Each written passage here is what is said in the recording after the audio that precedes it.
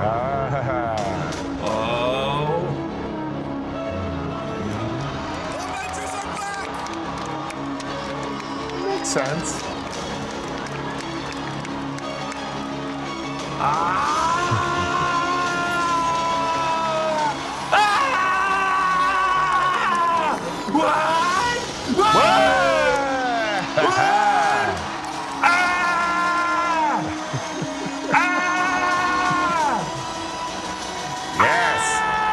I wish they were like, now you have to pick between these two. We're only doing one of them. Yeah.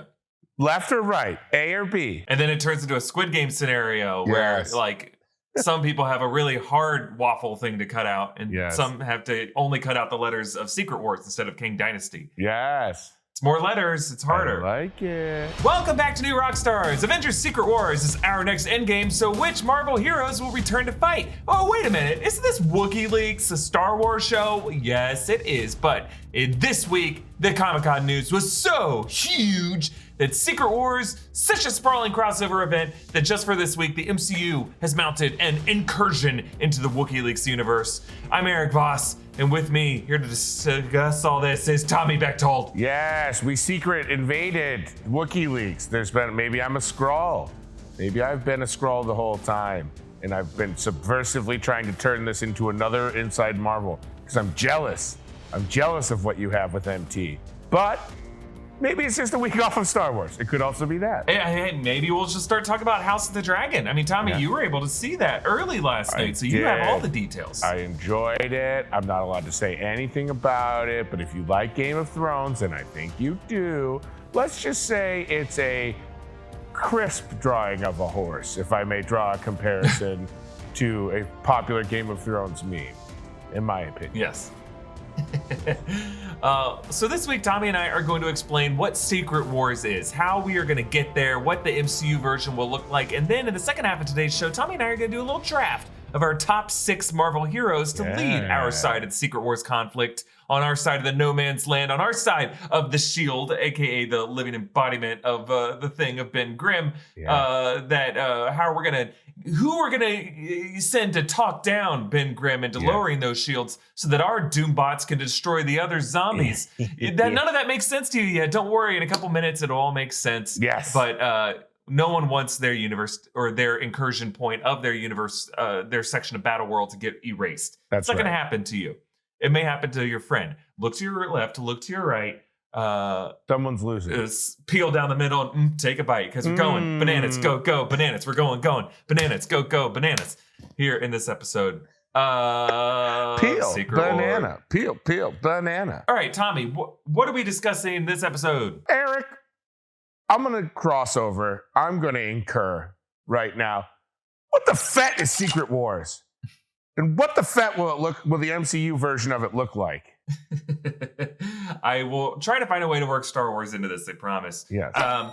There are 2 eras of Secret Wars in the Marvel Comics. One is in the 80s. There was a 1984 version, and the other one was 2015. The 1984 Secret Wars was really Marvel Comics' first company-wide crossover event. It featured a flashy weirdo in a white suit named the Beyonder, who teleports various heroes and villains to a planet called Battleworld to fight each other. It was in this event that comics readers got their first look of Spider-Man in a black suit, and this was so popular that Marvel Comics came up with a storyline of an alien symbiote that attaches onto him on Peter's return from Battleworld, and that is how we got Venom. So we have Battleworld to thank, and Secret Wars to thank for Venom. Battleworld. And this was so popular that really it gave Marvel Comics, we should find any excuse to get these heroes from disparate storylines into an arena together.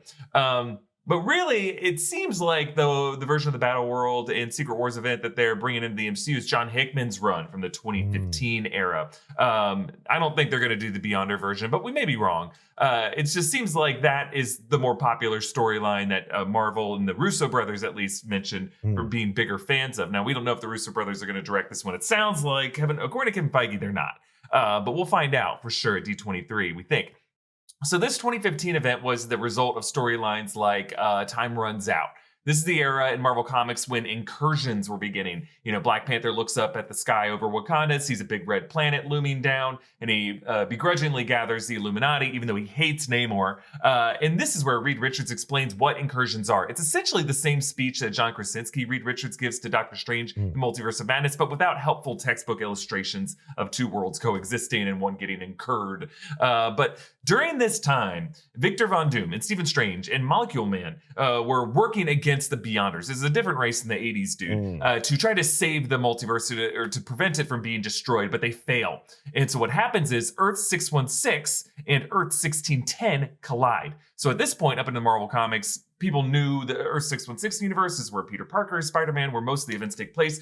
Earth 1610 is the Ultimates universe where Miles Morales is Spider-Man. Both are considered pretty popular. I think in the early 2000s, really 1610, I would say, is what most comics readers were really enjoying. But a number of the characters from across these different universes make it on board these life raft vessels that Reed Richards is creating. And they arrive all in a multiversal landscape that is called Battleworld. And it is made up of different kingdoms, each representing an incursion point of a different universe. So a Battleworld is not really a planet per se. It is a multiversal landscape that is made up of chunks that have been ripped out of these destroyed universes and kind of assembled together to make this giant kingdom that has these different sections. It's ruled over by Dr. Doom, who has now become God Emperor Doom. Oh, no. And carrying out his will is Sheriff Strange, who oversees an enforcement force called the Thor Corps. And these kingdoms are separated by a wall called the Shield. And later we learn it's a sentient version of Ben Grimm. And this shield keeps out the threats of one kingdom that could destroy all the other kingdoms. Like, keeps the zombies separate from the Ultron bots. It keeps separate the alternate reality version of Thanos, who's still trying to acquire the Infinity Stones. Really, all the most popular characters come back in some form, with some exceptions. But Battleworld's light source is a sun. And later we find out that sun is really being powered by the Human Torch, Johnny Storm. And he's being kept there burning alive forever and ever as a punishment for trying to turn on God Emperor Doom. The moon in the sky, along with the sun, orbit Battleworld. The moon is the head of nowhere. Secret Wars, involves a ton of characters, but really at the heart, it's a Doctor Doom story, it's a Doctor Strange story, it's a Reed Richards story, it's a Miles Morales story, and variants of all these characters, and then a couple others. But when you think of 2015 Secret Wars, those are the people you think of.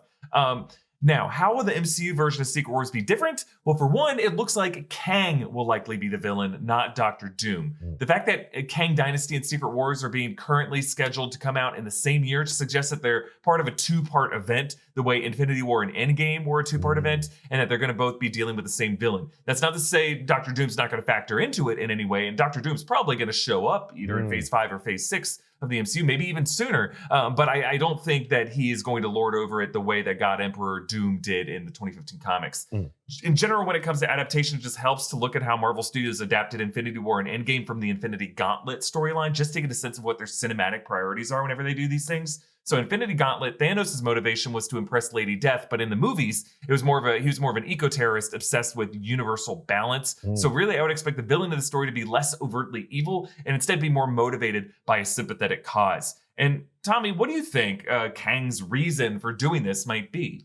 I mean, Kang is kind of all about the He Who Remains created the TVA to kind of clean things, keep things clean, right? Keep things organized. So I wonder if this is more of that, even though He Who Remains has been murdered by Sylvie, if this is more of like another Kang that's just trying to create maybe one perfect timeline, maybe one perfect universe, maybe like, let me pull in all of the other elements, all of the best heroes and villains, best versions, and make them fight to be like, who is the supreme Strange? Who is the supreme Wolverine? Who is the supreme Miles Morales? Like kind of almost like Hunger Games of variants is what I would like to see. Yeah. To me, I think some kind of mixture of revenge or a deal, like some kind of handshake made between Reed Richards and Kang Prime at the end of Kang Dynasty. So I made a video earlier this week that kind of speculated on how Quantumania could set up Kang Dynasty and Secret Wars. And I still think there's a very likely possibility that Kang Dynasty could reach its climax when the combination of Marvel heroes, the Fantastic Four, the lineup of the Avengers, maybe some of the X-Men are able to trick the members of the Council of Kangs and the Kang Dynasty into turning on each other. And they're able to play one Kang against another Kang until they whittle them down into one final Kang. And that final Kang, Kang Prime, is so pissed off that he says, well, you can't kill me, but I'll make a deal. I'll try to do the same thing to you. And I'll pit you all against each other in my sandbox. And that's what Battleworld is Kang decides he perfectly designs a landscape to play the Avengers and the Fantastic Four and the X-Men against each other and against their variants. And if he is as successful as they are, we're down to like our final champion representing, good and evil, I guess, in this case. But like, then you can imagine Kang willing to lay down his sword and say, okay, you properly defeated me. Maybe it's like, his scheme versus their scheme. Sure. And whoever's scheme was the more dastardly or the more effective is truly the winner. Because I think that's Kang. Ultimately, you can't kill him. I think people like that, you have to like figure out a way to logically, like it's more truly what an end game is in chess. It's going to be a chess match between two different game boards, or two different sides of the game board. And if you can get King to like topple his king and be willing to accept a checkmate, I think that's what it's going to look like in Secret Wars. Yes, I like it. So we should also look at how Infinity Gauntlet in the comics, the Marvel cosmic entities all get involved. You got the Living Tribunal and Galactus, Celestials, Arrows shows up. In the movies, they don't go there at all. So I think the movie version of Secret Wars is going to try to keep things more grounded on the actual battlefield. Like Battleworld might look something like what you were saying, Tommy, like a Hunger Games torture park, as if Disney World was fully different takes on Avengers Campus, and each part of it was trying to kill you. And by the way, everyone watching this, if you think Disney does not have a plan to find a way to work Battleworld into their parks, you are nuts. I guarantee you, Marvel is doing Secret Wars is ultimately an excuse for Disney to expand Marvel sections of their parks. That's really the game plan, commercially speaking. Absolutely. Now, the movie version of Secret Wars, as we mentioned, is likely to be a Fantastic Four Avengers crossover. It's going to be called Avengers Secret Wars, though, so it makes us wonder who will represent the Avengers at this point in history 3 years from now. With Destin Daniel Cretton directing Kang Dynasty, I would expect Shang-Chi to play a big role in the Avengers at this point. I think we're going to have either Hulk or She-Hulk or both. We're going to have a Doctor Strange and or a Wong. I think we're going to have Sam Wilson, Captain America, perhaps Riri Williams, Ironheart. We're going to get the new Black Panther. I think we're going to see Captain Marvel and or Photon and or Kamala Khan. I think we're going to see Thor and or Hercules. And then we'll probably see some version of the Guardians of the Galaxy. I think ultimately they're going to try them all out over the next couple of years. And whoever's the most in-demand heroes who they can also afford to put in this movie. I think a question a lot of people are going to be asking, which Spider-Man will we see? I think it's hard for Marvel Studios to make these plans around Spider-Man because remember, Sony still owns the rights to the character. And a lot of people are like, well, which of these Phase 5 and Phase 6 slots will have a Spider-Man title in it? I don't think Marvel's looking at that at all at this point. Spider-Man's always been a separate thing because they have to carve out these side deals to feature Spider-Man. So when Kevin Feige announced Infinity War, again, at that point in history, is Infinity War Part 1 and Part 2. That was back in October 2014 when he announced that. This is before Marvel really finalized its deal with Sony to share Spider-Man. But Feige announcing Infinity War really gave him a lot of leverage because Sony was looking at that conference and they were like, shit, it's really going to help our Spider-Man to be linked with that in some way, to be part of the party. So we have to get him an invite to this party. And think about it, it totally paid off for them because Spider-Man Far From Home was $1 billion movie. And that's largely because Peter had previously just been in Infinity War and Endgame leading up to that. And before Homecoming, he was in Civil War. And that was obviously a big part of that story. So I think after D23 in September, we're going to start hearing some industry goss about Marvel and Sony back at the negotiating table about Spider-Man 4. And I think that movie is going to feature both Peter Parker and Miles Morales. And I think Peter Parker in this scenario could be Tom Holland or it could be Andrew Garfield. Oh, wow, they might try to have a non-MCU version of Spider-Man just to set up these incursions in Secret Wars where both of them could join again. And I think Secret Wars is the event where you could feature multiple Spider-Man, multiple Peter Parkers, and a Miles. So I think Sony would really benefit as they're looking for ways to introduce their Miles Morales in live action.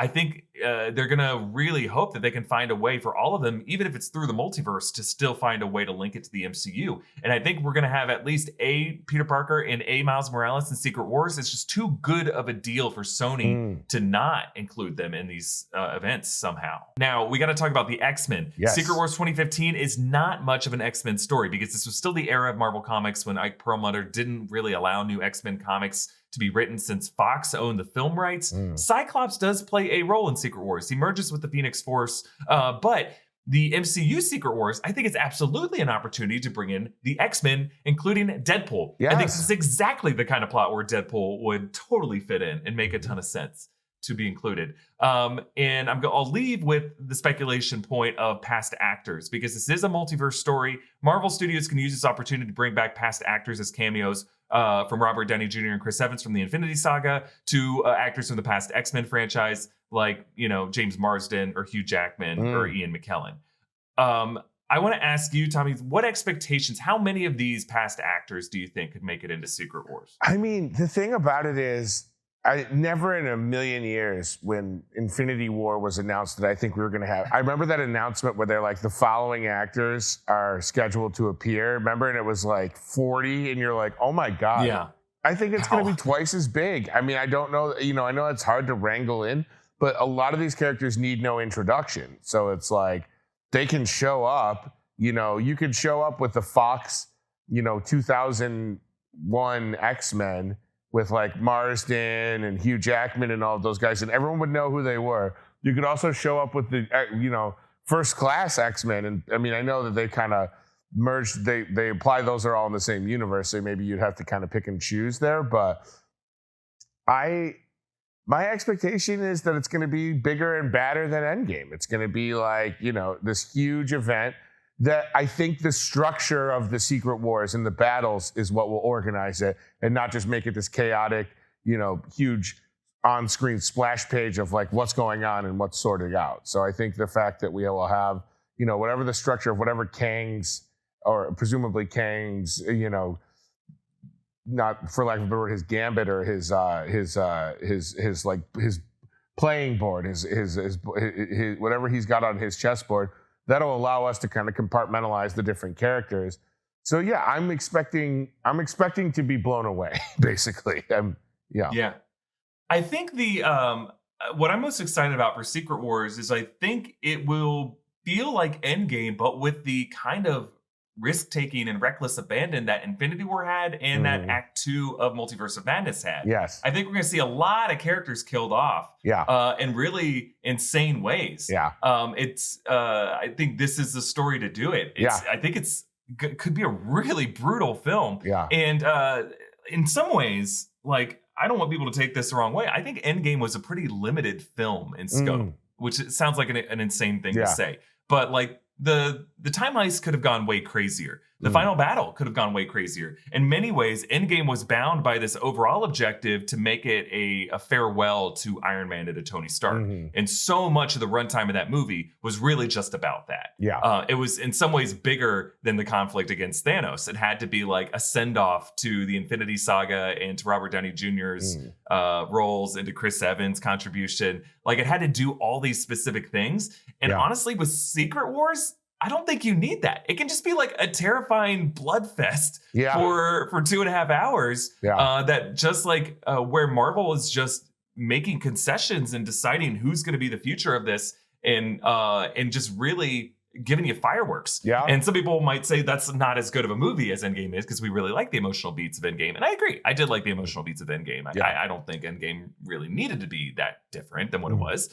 But I think Secret Wars, I want to ask you, Tommy, 2 of these Avengers movies in the same year. Marvel's never done this. Yeah. Do you think they're going to stick to that? My thought in general, that entire timeline, I'm like, I bet you a lot of this stuff is going to get spaced out a little more. It would be cool for us to have all that content come out, but unless they're going to film those movies like Lord of the Rings, right, like basically at the same time, and like, write one into another, which of course they could do. I can't, it seems crazy to me that they're going to come out in the same year, but me too. I think at the very least, Secret Wars is going to get delayed to May 2026. Yeah.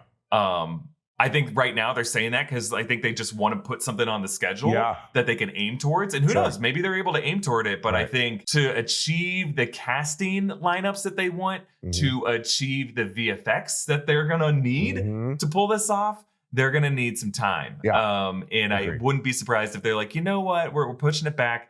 Or maybe they turn it into a part 1 and part 2. Yeah. Like Kang Dynasty already feels like it's part 1, but it could be a completely different story, Kang Dynasty to Secret Wars. Yeah. Secret Wars could be huge enough that you need two films to tell it properly. Tommy and I are going to draft which lineup of Avengers / Marvel heroes we want on our side of this chessboard. But before we do, we wanted to thank BetterHelp for sponsoring this episode. Many of our new Rockstar staff, including Tommy, have started using BetterHelp and are using it as a tool to improve their mental health. Signing up for BetterHelp takes just a few minutes. By answering a few questions, you are on your way to getting therapy on your terms. It's not a crisis line. It's not self-help. It's professional therapy done securely online, available to people worldwide. You can log into your account anytime and send a message to your therapist. You can schedule weekly video or phone sessions so that you don't have to be on camera if you don't want to. And getting therapy every week is as easy as a few clicks on your laptop or your phone. With therapy, it can take a few tries to find the right fit for you. BetterHelp makes it easy and free to change therapists if needed. It's more affordable than traditional offline therapy, and financial aid is available. And they have a special offer for our listeners. Get 10% off your first month at betterhelp.com/Wookie. That's 10% off your first month of online therapy at betterhelp.com/Wookie. On to the draft. Yeah. So there's just 2 of us. Yeah. Should we do a snake draft? I think so. I think that's fair. Yes. And I'll give you the honor, Tommy, of going first. We're each gonna limit it to 6, even though there are far more than 12 people who will be on the board for this. I'm picking the number 6 because that's the number of the OG Avengers. Yes. And you don't have to include Avengers. You don't have to include 616 characters, Tommy. Yeah. You can include anyone who has been in a Marvel title at any point. Whatever pool that Kevin Feige and Sam Raimi could pull for the Illuminati in Multiverse of Madness, you're welcome to pull for your team. I'll give you the first pick. Then I humbly pick a man who can both lead and take care of business by himself. I choose Thor. Wow. Okay. So Tommy, I'm writing down your thing here just so you have it. Explain why you're picking Thor for your first pick. Well, I think at the end of the day, he's so powerful and he's so destructive, but he's also so charismatic that people will listen, and we know people will die for him. So if people have to sacrifice themselves, Thor's got that charisma to get them. And also he can we see now he can pass along the power to he can kind of supercharge Thor power his other teammates. So all of those lead me to believe what a fantastic captain he would be. So we're talking 616 Thor, the Thor we just saw in Love and Thunder? Yes. Got it. Yeah. Okay. Okay, for my first pick, I'm going to pick from Universe 1610, Miles Morales. Wow. And I'll tell you why. Because while Miles Morales may not be the most powerful of all these characters, he is the most flexible and he's the most entertaining, I think, at the end of the day. I love Miles Morales. To me, if he's not in Secret Wars, I'm just going to feel a little heartbroken. Yeah. So I have to include Miles Morales on my team because not only does he have the powers of Spider-Man, our man also has, the zapping powers. He can turn invisible. Yeah. He's super useful in Battleworld. Yes. Good luck getting your hands wrapped around this guy. Miles Morales has already got you whipped up in his web, and I can't wait for this guy to join. All right. Your pick again. All right. Following Miles Morales from 1610, I got to pick my girl, Wanda Maximoff from Earth 838. Because here's what I'll say. She went through quite a bit. She's one Wanda we know is still alive because we don't know about 616. I assume she's burning in hell somewhere. Yeah. But 838 Wanda Maximoff has a fascinating story because she is left in a reality where she is hated. Yes. She is going to be hunted at this point after what 616 Wanda did to her body. So she's going to be a pretty useful and experienced warrior on a multiversal battlefield. And I need more Elizabeth Olsen on my team. So I figure Miles Morales, Elizabeth Olsen, a good way to start. But the pick is back to you, Tom. I hate to be a home team. They call them homers when they're the announcers that just keep rooting for their home team. I'm going to stick with 616 Stephen Strange. I'm going to stick with the Strange that figured out a way to not kill America Chavez and convince her the one Strange who ultimately didn't corrupt even himself. So I take 616 Strange. Fair enough. And yeah, he's a very learned guy. And what you have great about him is he's a team player. Yes. Because most other Stranges are used to being Sorcerer Supremes. That's right. 616 Strange had to learn how to how to bow to Wang. Yeah. And learn how to think in terms of the big picture. So I think it's a great pick. And then my next pick is going to be, I'm going to say, I don't have any proof that this character is alive, only inference by John Krasinski's Reed Richards. I'm going to pick 838 Sue Storm. Ooh. Who is a grieving widow and very powerful being herself, the Invisible Woman. I'm going to pick a motivated, seeking revenge on your Scarlet Witch, your Wanda Maximoff.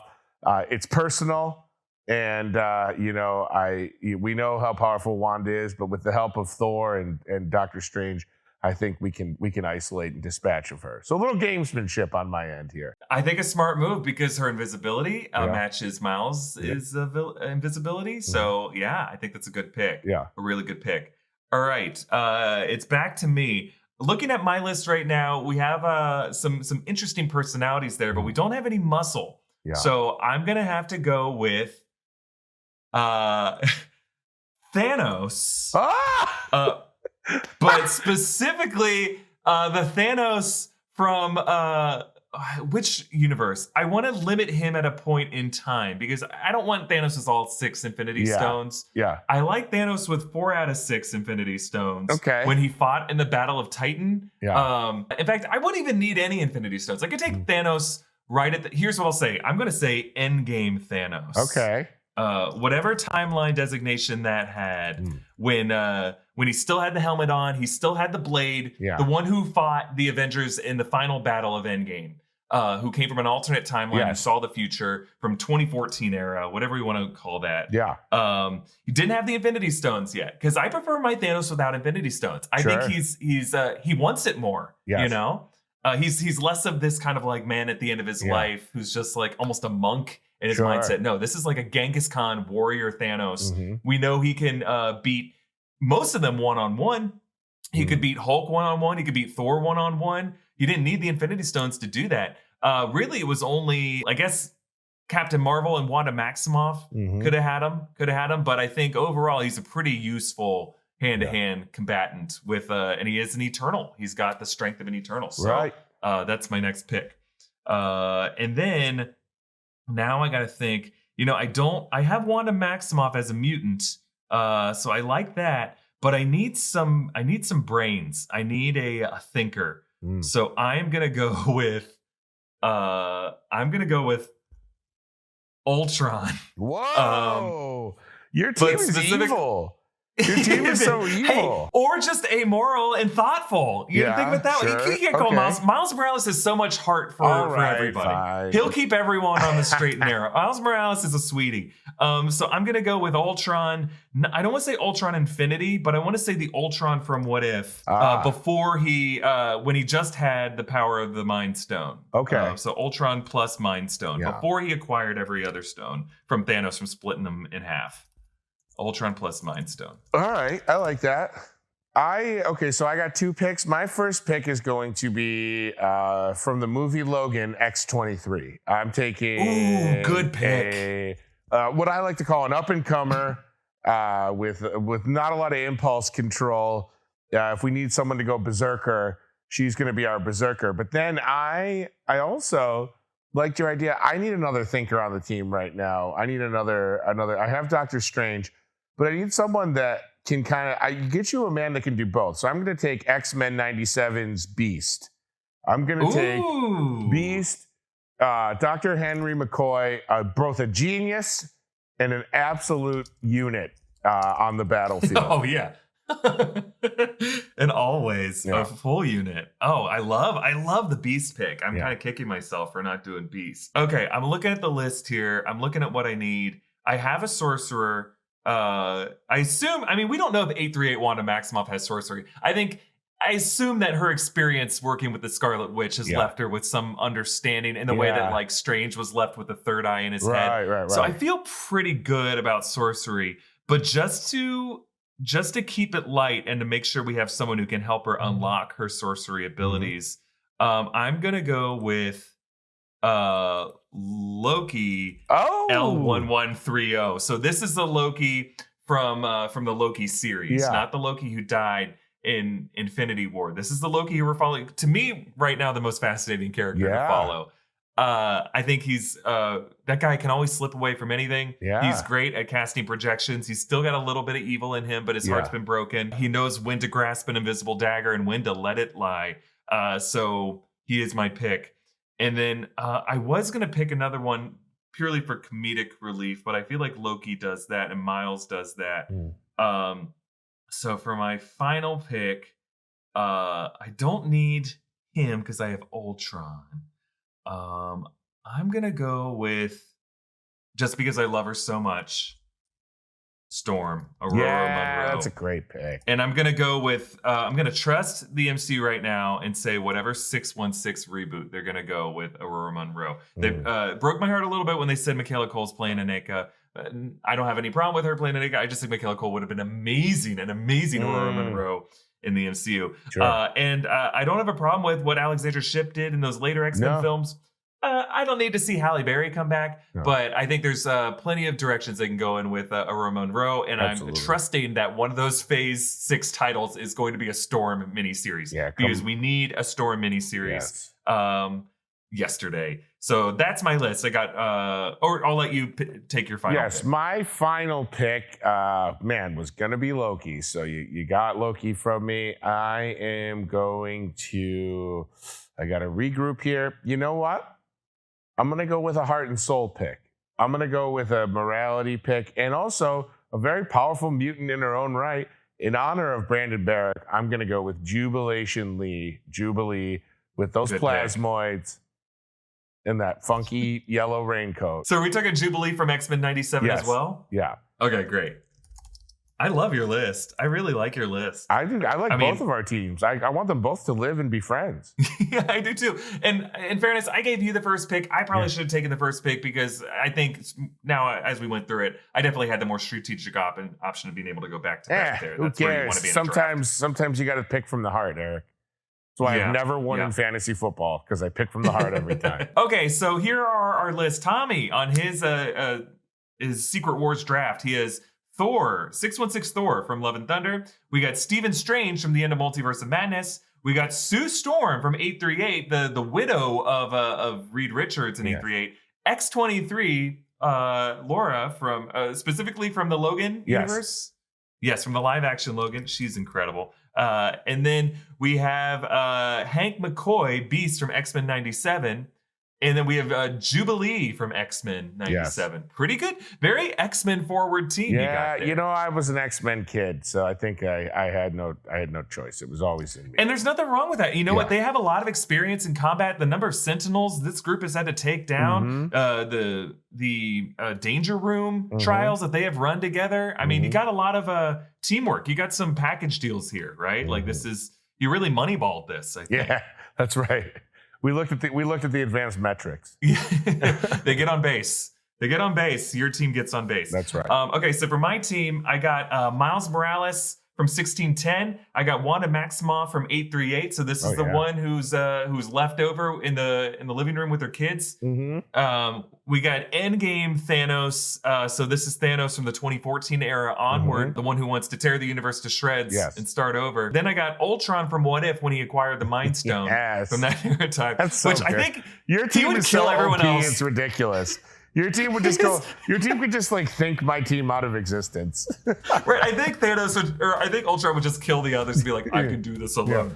I don't need any. And then I got Loki from the Disney Plus series L1130. Yeah. And then Storm, Aurora Monroe, kind of an unknown quantity yet, but whatever version of her we'll see in 616. Yes. I want her on that team. I love it. This was so fun. I could do this every week. We should just keep this going. Let's get 24 on each team. Yeah, let's just spend an hour every week doing we'll this. draft another 6. It'll be great. All right. Well, which of these teams would you rather go into bat for you in your section of the Battle World run by God Emperor Kang? We'll leave it there though for this episode. Thank you so much, and don't worry. In the future, we will be doing more Star Wars content here on Wookieeleaks. It's just a little special thing we're doing this week. Yeah. Follow me at EA Voss. Follow Tommy at Tommy Bechtold. Follow New Rockstars. Subscribe to Wookieeleaks wherever you get your podcasts. Thank you for watching. Bye bye.